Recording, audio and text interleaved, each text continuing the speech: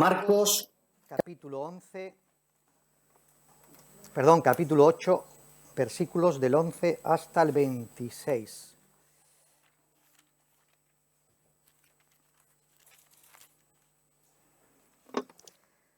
Vinieron pues entonces los fariseos y comenzaron a discutir con él, pidiendo señal del cielo para tentarle.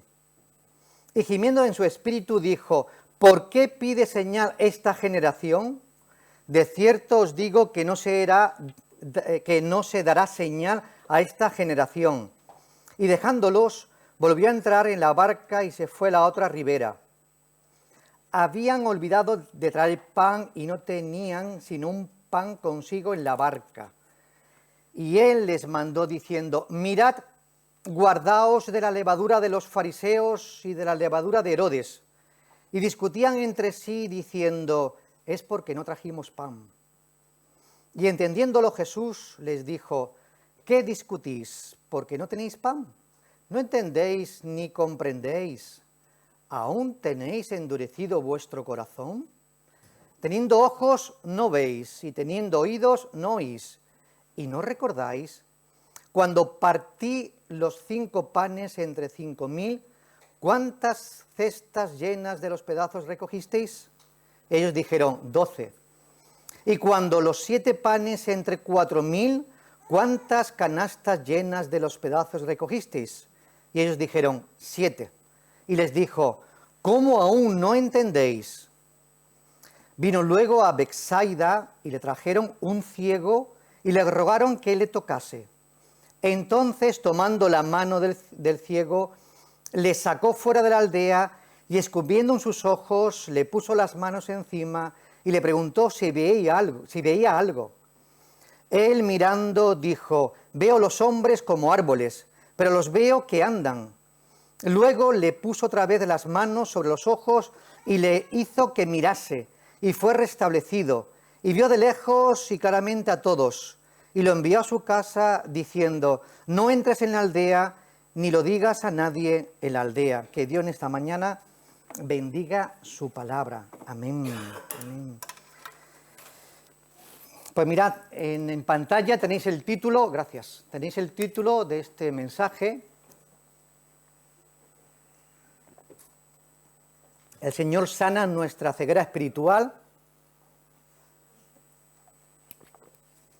Y cuando le hemos puesto este título, es porque estamos pensando, ¿verdad?, de alguna manera, estamos pensando en que estos 3 historias están enlazadas.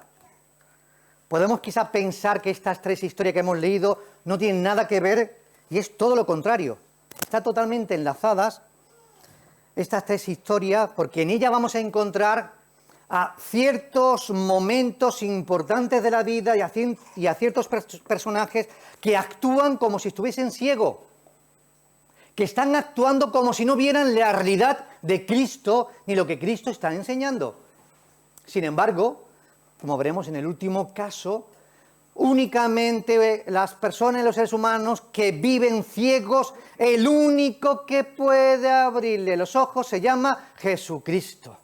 No hay nada, ni nadie que pueda abrirnos los ojos a la realidad de Dios, ni a la realidad de su palabra, que no sea Jesucristo. Cristo es el único que nos puede ayudar a ver con claridad lo que Dios quiere, los propósitos de Dios, y sin Cristo tendríamos, por lo tanto, un conocimiento, como bien sabéis, porque hablamos con gente que no son creyentes: sí, yo creo en Dios, yo creo que esto lo ha hecho alguien, yo creo que Dios existe. Pero ese tipo de conocimiento te lleva al nivel de reconocer que hay un creador supremo, un ser supremo, amoroso, pero no te lleva a creer a Jesucristo, que es el Hijo de Dios, que es quien ha muerto en la cruz del Calvario y quien es la máxima revelación y autoridad de Dios, y quien por medio de Cristo nos lleva al Padre, y vemos entonces con claridad todo el plan y todo el propósito que tiene nuestro Señor. Por lo tanto, el único que nos puede enseñar las verdades acerca de Dios, el único que nos puede enseñar la verdadera identidad de Dios, se llama Jesucristo. Y todos sabéis que las religiones, todos sabéis que las filosofías sean cuales sean, son intentos del ser humano de acercarnos a Dios, pero jamás ningún tipo de religión podrá, ¿verdad? Ningún tipo de religión podrá darnos la perspectiva que encontramos en Jesucristo y que es el único que nos puede ayudar. ¿Qué tienen en común? Hemos comenzado diciendo, ¿qué tienen en común estas tres historias que vamos a ver ahora de manera más detenida, una por una? ¿Y qué tienen en común? Porque como hemos expresado, tienen en común de que los fariseos y saduceos estaban ciegos ante la verdad de Jesús. Y junto con los fariseos y saduceos, Cristo habla, y esta generación, es decir, que todos aquellos que estaban escuchando a Jesús, y los fariseos y saduceos representan a un tipo de grupo, que ahora hablaremos de ello, de élite diríamos, estaban ciegos como la propia generación. Pero en la segunda parte vamos a ver que también los mismos discípulos estaban ciegos, cuando Jesús le está dando una especie de reprimenda. Pero al final nos encontramos con el ciego, que realmente no veía, y que fue a quien Cristo, ¿verdad?, le abrió los ojos. Vamos a la primera parte. Mirad, Marcos capítulo 8, del 11 al 13, le hemos titulado La ceguera de la generación presente, y con eso ya estamos aplicando. Hoy día, la generación de hoy día están ciegos ante Dios, no ven. Recordamos que el domingo pasado el domingo predicó Daniel Hernández. El anterior estuvimos hablando de Marcos capítulo 8, del 1 al 12, donde Cristo da de comer a tanta multitud y luego se traslada a otro lugar y ahora nos encontramos en este momento. Pero versículo 11, los fariseos, dicen el 11 que hemos leído, están discutiendo y están exigiendo que Cristo haga algún tipo de señal del cielo. Pero ¿no la habéis visto ya? Ellos esperaban algún tipo de milagro por parte de Jesús, porque ellos querían comprobar si Dios estaba con este Jesús de Nazaret, que estaba hablando con autoridad, ya sabéis, que estaba haciendo ciertos milagros, pero ellos querían en aquel momento que Cristo hiciera algún tipo de milagro. Para ellos, claro, para ellos, importante. Realmente ellos no buscaban creer en Jesús, no, o sea, no querían esos milagros para creer en Jesús. Ellos querían argumentos, como bien sabéis, para condenar a Jesús. En sábado ha sanado y ahora hace milagros, ¿y este quién será? ¿Era eso? ¿No era otra cosa? La intención de los fariseos y saduceos no era otra sino tentar al maestro, tenderle una trampa. Esa era su intención, no era otra. Versículos 12 y 13, ahí encontramos la respuesta de Jesús. La hemos descrito como si fuese de tres maneras distintas. Una emocional, Jesús se emocionaba, claro. Una verbal, directamente, y otra que tiene que ver con su conducta. Una emocional porque dice, gimiendo, dijo Jesús. Es un acto de la emoción, gimiendo, él actúa de esa manera. O sea, suspiró profundamente. Estaba molesto por esta circunstancia que los fariseos y saduceos querían para Jesús. Por lo tanto, el corazón de Jesús se estremeció por esta situación que los fariseos y saduceos estaban colocando al maestro. Pero también una respuesta verbal. Entonces Jesús actuó de cierto os digo, que esta generación me pide una señal, pero señal no será dada. ¿Te está respondiendo? Señal no será dada. Porque esta generación, ¿verdad?, encontramos en otro texto que es en Mateo, que no hemos leído, pero es paralelo, dice el evangelista Mateo que esta generación es mala y adúltera. La sociedad de aquel entonces, como la de ahora, es adúltera y mala, y ahora vamos a hablar un poquito de eso. Y dice Jesús, si alguna señal será dada, será la señal de Jonás. ¿Quién podía entender aquello? ¿Recordáis lo que le pasó a Jonás? Claro que sabemos la historia de Jonás, ¿verdad? ¿Y por qué lo relaciona Jesús con Jonás? Porque hay cierta relación entre ambos personajes. ¿Cómo no? Jonás se sacrificó después de mucho empeño y por parte de Dios de empujarle, ¿verdad? Se sacrificó para salvar a toda una ciudad, Nínive. Jonás desapareció durante 3 días. ¿Dónde? En el gran pez. 3 días estuvo allí, ¿verdad? Orando a Dios para que lo liberara. Allí estuvo, ¿verdad? Durante 3 días, igual que Jesús en la cruz, en el sepulcro, ¿verdad? Y Jonás regresó como si hubiese estado muerto, porque lo vomitó el gran pez, y fue a predicar a Nínive. Y Cristo resucitó al 3er día, ¿veis? Esa es la única señal que Cristo le está mostrando a aquella generación. Pero luego dice la actividad, la señal, la respuesta conductual, dice Jesús que dejándolo se fue a la otra ribera. No hubo más, nada más. Y hoy os pregunto, pregunta retórica que viene con la afirmación ahora, ¿quiénes son esos fariseos y esos saduceos? ¿Quiénes son? ¿Quiénes son? ¿Qué pretenden? Mirad, los fariseos y los saduceos, que eran teólogos, eran conocedores de la palabra de Dios, hoy representan a los estudiosos, a los que tienen formación, a los eruditos, a los intelectuales, a los que saben de Dios, pero no saben de Dios. Hoy estos personajes, fariseos y saduceos, quiero que piensen, y ahí lo extiendo, que representan a todos aquellos hombres y mujeres que tienen gran formación, ¿verdad?, pero que no saben de Dios nada. Y como sabéis, esta es nuestra generación. ¿Os suena esta frase muy típica de que los jóvenes están muy bien preparados? 2 carreras, 3 carreras, lo sabéis. Y luego están trabajando de peón albañil o de teleoperadores. Y son gente con mucha formación. Estos son nuestros jóvenes de hoy, que tienen mucha formación para el trabajo que están desempeñando. Pero de Dios no saben nada. De Dios no saben nada. Saben mucho de muchas cosas, pero de Dios no saben nada. Nos encontramos también en esta generación con gente que hablan de Dios sin saber de Dios, pero incluso maldicen a Dios. ¿Verdad que sí que nos encontramos con estos personajes que maldicen a Dios? Incluso algunos que exigen a Dios una señal del cielo porque quieren ver y creer, ¿verdad? Pero los milagros a nadie va a convertir. Un milagro no va a ser posible que el corazón de piedra se convierta en un corazón de carne y que ame a Dios. ¿Por qué? Porque el único que puede hacer posible transformar un corazón, repito, no es una señal ni es un milagro, sino es el Espíritu Santo que toma el corazón y lo transforma. No hay otra manera. ¿Verdad? No hay otra manera. Y también sabemos que Dios no responde con señales milagrosas porque Dios no quiere comprar la fe de la gente. Hay gente que quiere fe, pero si ven, y Dios no va a actuar de esa manera, ni Jesús tampoco, ¿verdad? El Señor nunca ha pretendido comprar la fe por la forma de actuar o que la gente vea en Él algo milagroso o algo espectacular.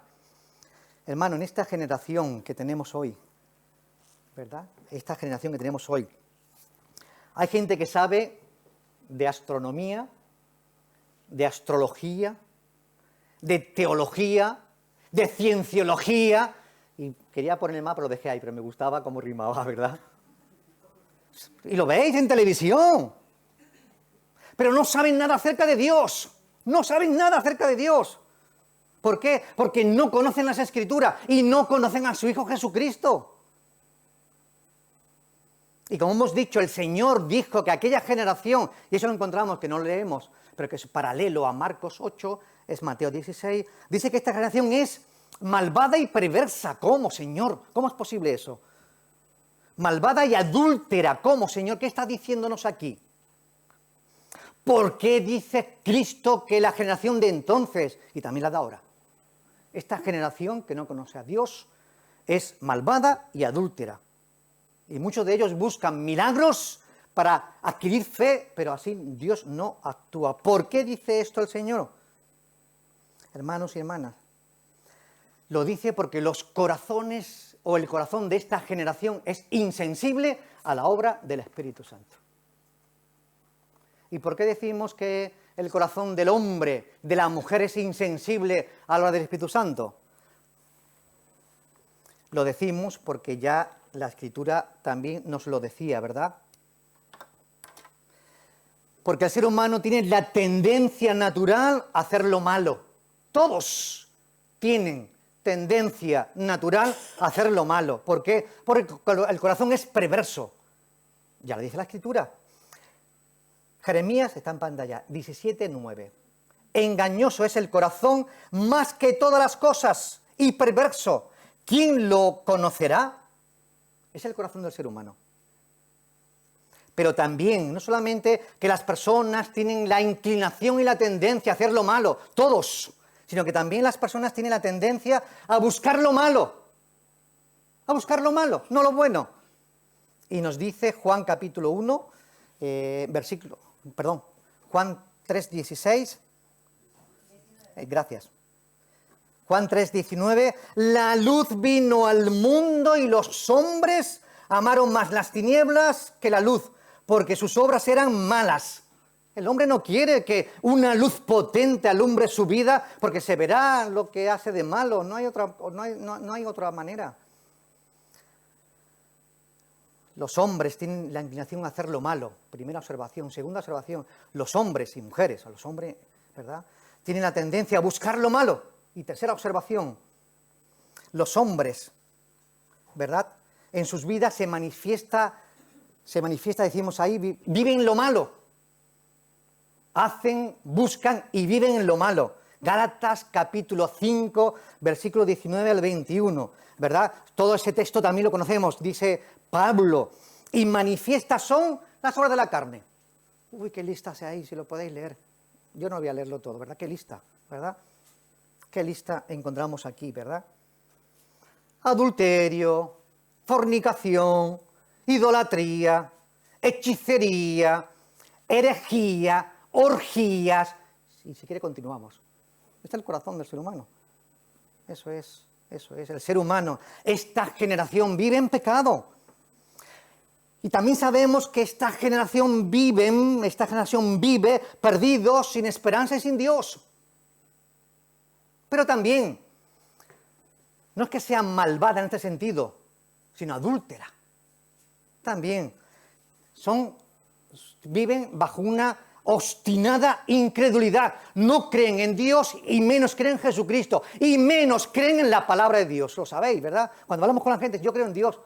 La Biblia está hecho por hombres, eso. Déjame la Biblia al lado. ¿Cómo? Si la Biblia es la revelación máxima. Jesús es la revelación máxima. De aquí está todo el contenido del consejo y los misterios de Dios, que hablamos en la escuela dominical la vez pasada, ¿verdad? Ahí está todo. Esta es la generación de ahora.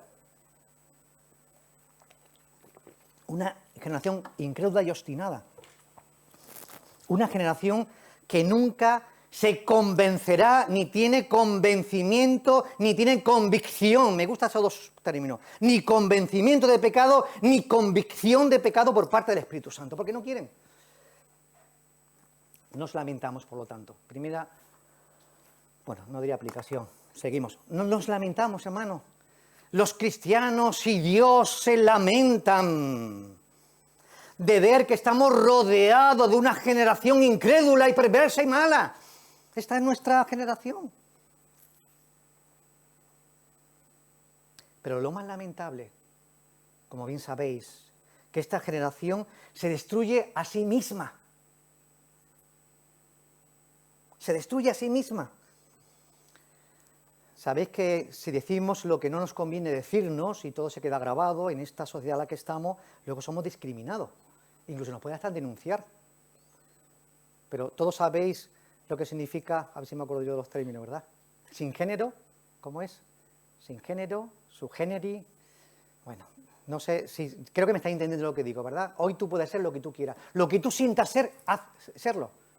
Si te levantas por la mañana y te levantas como mujer y eres un hombre, puedes ser una mujer. Sabemos de qué estamos hablando perfectamente, ¿verdad? Lamentamos que esta generación se está destruyendo a sí misma, su identidad está destruida, la filosofía del mundo está destruyendo al hombre. Y el hombre puede ser una mujer y la mujer puede ser un hombre, o ella. lo sabéis, o ella, que no es ni él ni ella, es ella. Hermanos, pero no solamente que se está destruyendo a sí mismo, sino que destruye a los demás. ¿Por qué? Porque es una generación incrédula. Y es incrédulo con los demás, ¿verdad? Y es enemistad contra el Evangelio. Cuando se le habla del Evangelio de Cristo, no hay nada que hacer. Marcos 8, del 14 al 21.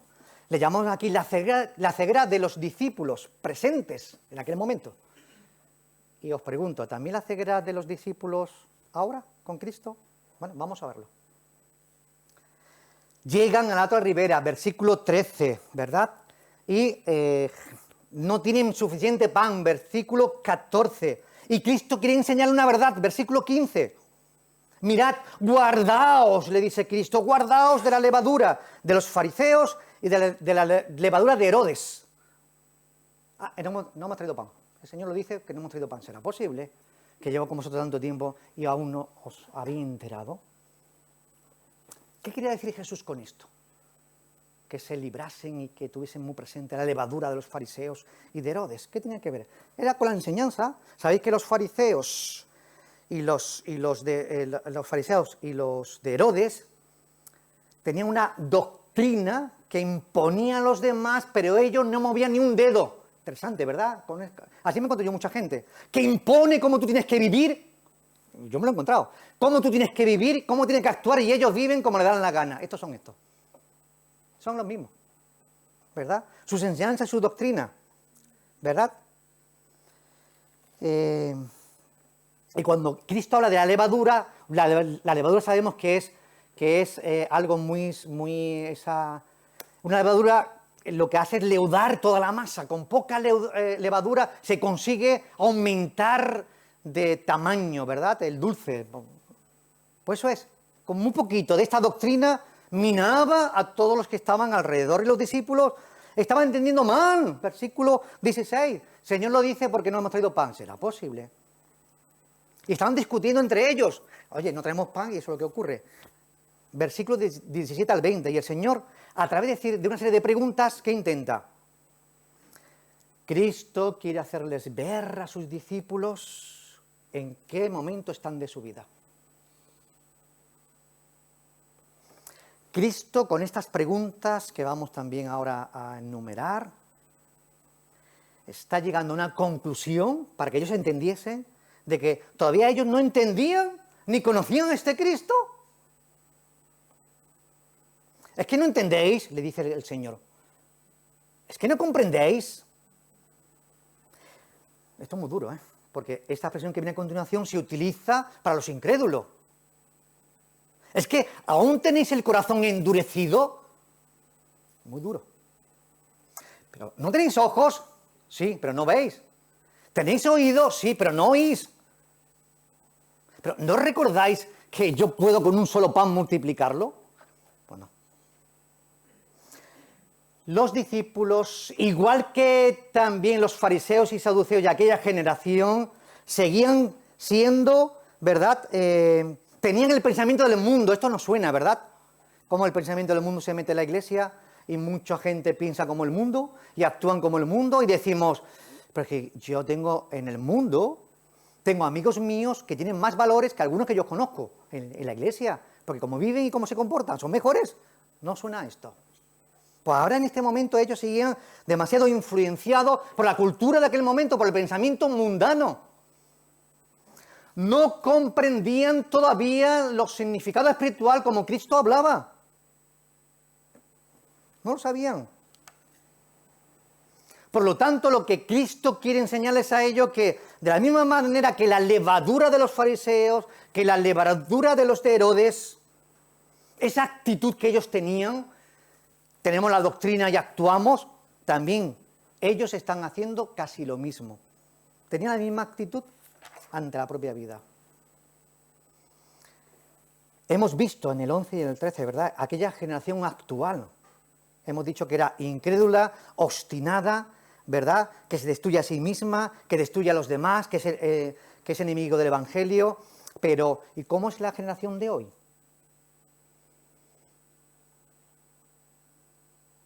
¿Cómo creéis vosotros que es la generación de hoy, la que nosotros conocemos? O una pregunta más directa. ¿Qué tiene que ver o en qué nos tiene que amonestar Dios a nosotros, a los discípulos de Cristo? ¿Tú crees que si Cristo viniese ahora tendría para nosotros algo que decirnos o nos daría una palmadita a la espalda a todos nosotros? ¿Qué tendrías que decirnos?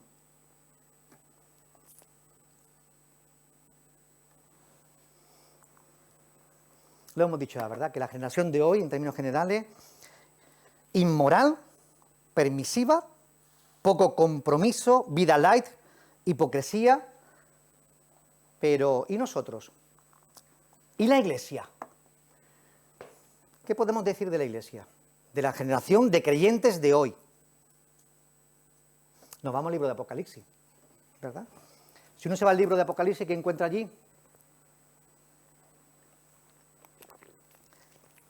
Encuentra al ángel de Dios hablando a Juan y mostrándole los pecados de la Iglesia.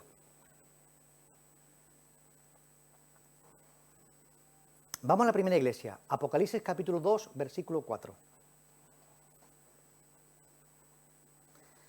Dice ahí, has dejado tu primer amor. Por lo tanto, arrepiéntete. 2:4.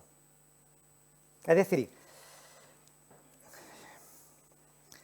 Dios quiere de ti lo mejor y quiere tu corazón y tu amor. Y lo que antes te gustaba era amar profundamente a Dios o amar a Dios tanto como le amabas antes, sin embargo ahora le amas mucho menos. ¿Qué está pasando aquí? Pregunto, ¿este es mi caso? ¿Este es tu caso? Es decir, ¿has perdido el primer amor? Aquel encuentro con el Señor te llevó a amarlo profundamente, pero ahora vive con desamor, vive alejado del Señor. ¿Ese es tu caso? Si es tu caso, arrepiéntete. Ven a Cristo. La iglesia de Pérgamo, capítulo 2, versículo 14. Tienes ahí, dice el texto, tienes ahí los que retienen la doctrina de Balaam, que enseña a Balac a poner tropiezo ante los hijos de Israel, a comer de cosas sacrificadas a los ídolos y a cometer fornicación. En otras palabras, porque aquí está hablando de un contexto social y político. Pero ¿cómo se aplica esto ahora a nosotros? En otras palabras, ¿este es tu caso? Es decir, eres una persona que no quieres apartarte de hacer lo malo en el mundo. Eres una persona que no quieres quitar tus ídolos. Eres una persona que no quiere apartarte de las inmoralidades sexuales. ¿Es ese tu caso? ¿Es ese mi caso? Ven a Cristo, arrepiéntete, pídele perdón. La iglesia de Tiatira, Apocalipsis 2:20. Toleras a esa mujer llamada Jezabel, que se dice profetiza, enseñe y seduzca a mis siervos a fornicar y a comer cosas sacrificadas a los ídolos. En otras palabras, vamos a aplicarlo. ¿Te considero una persona llamada por Dios? Aunque aquí va en negativo, ¿eh? La pregunta es, ¿te considero una persona llamada por Dios, un líder, un hijo de Dios? Sin embargo, está enseña a los demás que pueden cometer hechos inmorales, porque yo me he encontrado con gente así, ¿eh? Yo me lo he encontrado, y yo los conozco. Te enseña una persona llamada por Dios, sin embargo, invita a otros a que no pasa nada si hay actos inmorales, no pasa nada, no pasa nada. O incluso a ofrecer sacrificio a los ídolos, claro. Y esto de ofrecer sacrificio a los ídolos, ¿cómo se puede interpretar? Hombre, si yo tengo dinero, y permitidme esta expresión más coloquial, y soy del Barça, y yo voy a jugar en domingo y no vengo a la iglesia, y yo llevo allí el, ¿cómo se llama esto? El trombón eso, y para mí un ídolo. Yo puedo convertir el fútbol en un ídolo. Y pongo al fútbol antes que mi esposa, antes que mis hijos, antes que la iglesia, es un ídolo. Y a veces nos encontramos con creyentes que tienen ídolos, antes que Dios. ¿Ese es tu caso? Ven a Cristo, arrepiéntete. La iglesia de Sardis, capítulo 3, versículo 1. Conozco tus obras, dice el Señor, que tienes nombre de que vives, pero estás muerto. En otras palabras, yo sé todo lo que haces y sé que estás muerto, aunque tienes forma o fama, ¿verdad?, de estar vivo. O sea, hay personas que tienen fama de que son intocables, ¿verdad? de que son gente que obedecen al Señor, pero eso por fuera, por fuera. Tú lo ves y dices, uy, qué bien. Pero realmente no estás obedeciendo al Señor. La verdad es que no lo obedeces. ¿Es ese tu caso? ¿Es ese mi caso? Pues pídele perdón al Señor, arrepiéntete. La iglesia de Filadelfia 3:9, dice el texto, entrego de la sinagoga de Satanás a los que se dicen ser judíos y no lo son, sino que mienten. Vamos a aplicarlo. ¿Qué significa eso ahora? Estos son los mentirosos, es decir, aquellos que se dicen ser cristianos, pero no lo son. ¿Con cuántos nos hemos encontrado? Con gente que dice que yo soy cristiana, pero tú realmente no eres cristiana. Eres un sucedáneo. Es decir, son los que se hacen pasar por cristianos, pero no lo son. No lo son. Aunque ellos también un día se van a arrodillar delante de Jesús confesando que este es el Señor. Pero recordad que siempre me gusta aquella otra frase, ¿verdad? Que es mejor que lo confesemos ahora que no cuando Cristo venga. ¿Alguien vive así? Dios lo sabe todo, a Dios no se puede engañar. Entre nosotros nos engañamos. Yo te puedo engañar a ti y tú me puedes engañar a mí. Pero a Cristo no se le puede engañar nadie. La Odisea 3, del 15 al 17. ¿Verdad? Como no eres ni frío ni eres caliente, sino que eres tibio, te voy a vomitar de mi boca. Aunque tú dices que eres rico, y que no tienes necesidad, pero eres un pobre, un desventurado, eres un ciego y eres un desnudo. Qué palabra más fuerte, ¿verdad? O sea, en otras palabras, hermano, hermanas, es mejor obedecer a Dios que no obedecerle. Es mejor que diga que soy cristiano y que viva como un cristiano, que no que diga que eres un cristiano y viva como un incrédulo. No, dice el Señor que es mejor que sea muy calentito o que sea muy frío. Como esté en término medio, ¡wow!, Dios te va a vomitar. ¿Y eso qué significa? Bueno, ya lo verás cuando Dios te lo haga.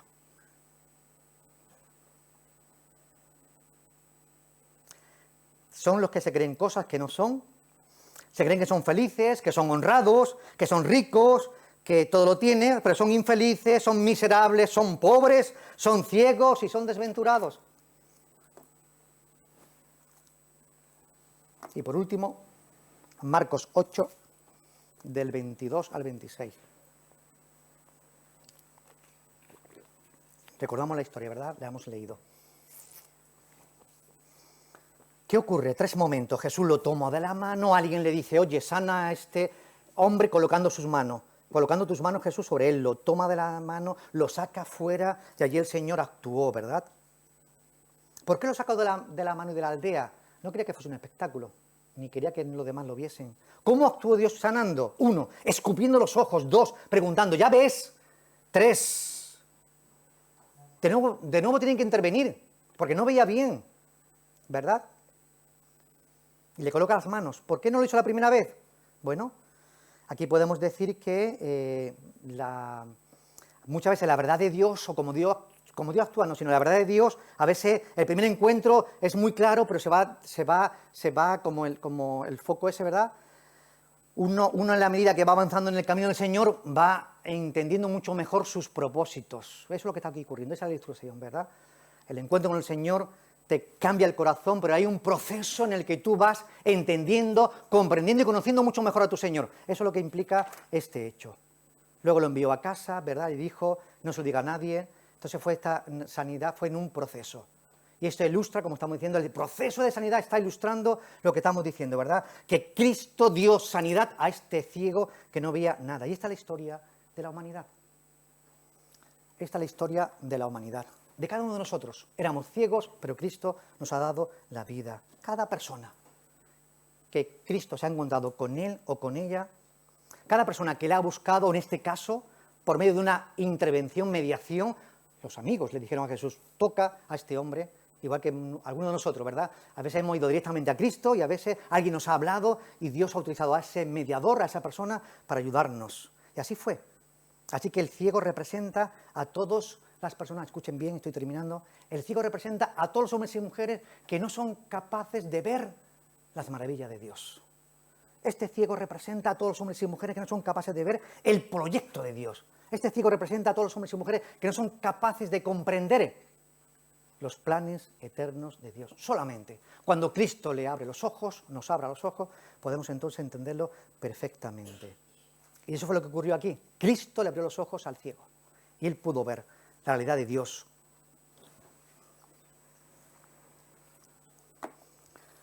Hermano y hermana, amigo y amiga, el ciego de Betsaida tuvo la gran oportunidad de conocer cómo las manos de Jesús, las preciosas manos de Jesús, tocaron sus ojos y los sanó, y él pudo ver no solamente a Cristo, sino también a todos los hombres y mujeres de su alrededor. Y esto mismo que allí ocurrió, este milagro poderoso de Jesús que sanó al ciego, si hay alguna persona entre nosotros que aún no puede comprender el proyecto de Dios, solamente es posible comprenderlo por medio de Cristo abriéndote Él los ojos. Pero luego, una vez que esto ocurre,